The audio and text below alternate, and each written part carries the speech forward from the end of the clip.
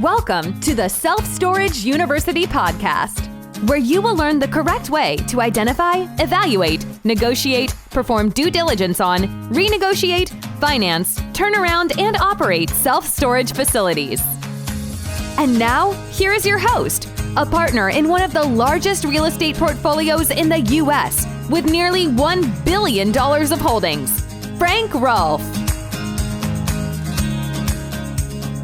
Sure, bank debt interest rates right now are at their highest level in the last 40 years. Since Q1 of 2022, rates have been going up almost straight vertically.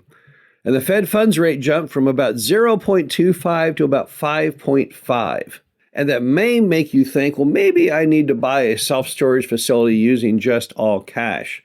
If that's the case, you want to listen to this podcast. This is Frank Rolfe, the Self Storage University podcast. We're going to talk about the problems with buying any kind of storage property using all cash. Now, let's first look at your REITs.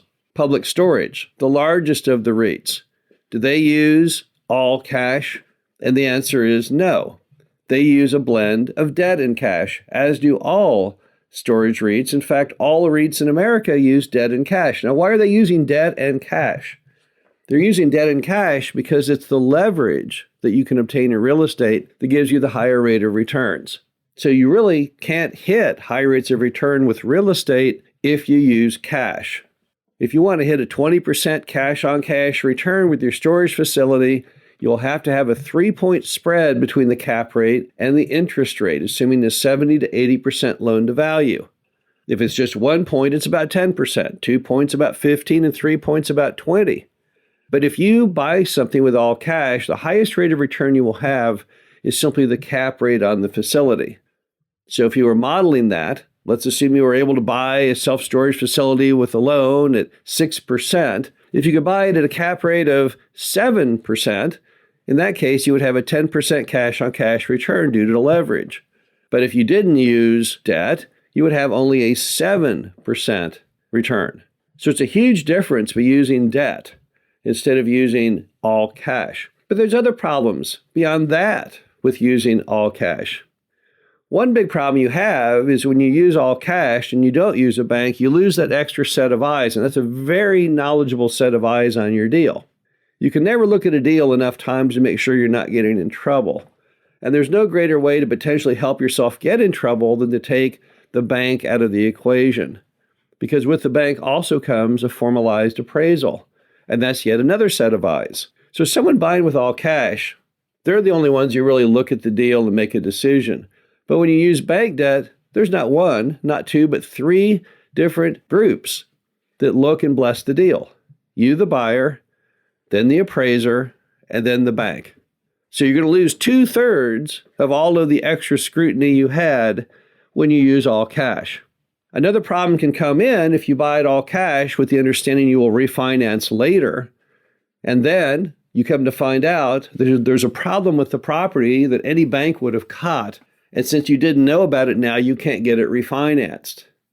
That would be a disaster for you, right? If you said, well, I'm going to buy it for all cash and I'm going to refinance it in 3 years, and then 3 years later, you come to find out you can't get it refinanced at all because it's lacking some attribute that bankers are going to require, or some permit or license or something, and now you can never get your cash back out. And then, of course, on top of that is you can't really sell it either because it's missing this item, and now if you go to sell and they have to get a bank loan, then that's going to create a problem.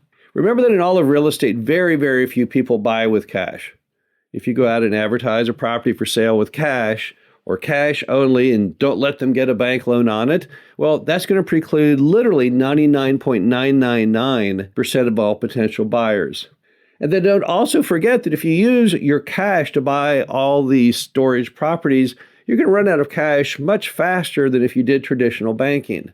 If traditional banking is 20 or 30% down, with that same amount of cash, you could buy either one self-storage facility or 5. So using cash will get annoying pretty quickly because you will literally run out of gunpowder to buy new stuff. Now, it's very, very important to remember that if you go in with the attitude that I'm not going to buy it with cash and bank debt doesn't work, that may steer you into seller financing because debt is debt. It doesn't matter whether it comes from a bank or through a seller. And in fact, the seller is probably the more attractive option, really, in the long run. Seller debt is typically non-recourse, it's at a lower interest rate, it also allows for a lower amount down. But you need to fight against the concept of ever using cash. The only time you could ever use cash and not feel that it was a foolish idea would be if you were buying a self-storage facility at an auction. Let's say there was a bank foreclosure and it went to auction. In those auction situations, you typically have to put down 10% of the price that you just bid right then, and then the other 90% within 30 days. It's really hard to come up with cash like that. Very, very difficult. Very, very stressful to be in that position. So that's one time in which using cash might be okay, but it's pretty much the only one. So when it comes to buying self-storage facilities, you need to set a line in the sand. No, I'm not going to pay all cash. If I can't get bank debt that's going to work on this deal, I'm going to get seller financing, but I'm not going to stick all my capital into one deal because I'm pretty sure later on you'll regret it. This is Frank Rolfe, the Self-Storage University podcast. Hope you enjoyed this. Talk to you again soon. Thank you for listening to the Self-Storage University podcast. Be sure to visit us at ssupodcast.com, where you can learn the correct way to identify, evaluate, negotiate, perform due diligence on, renegotiate, finance, turnaround, and operate self-storage facilities.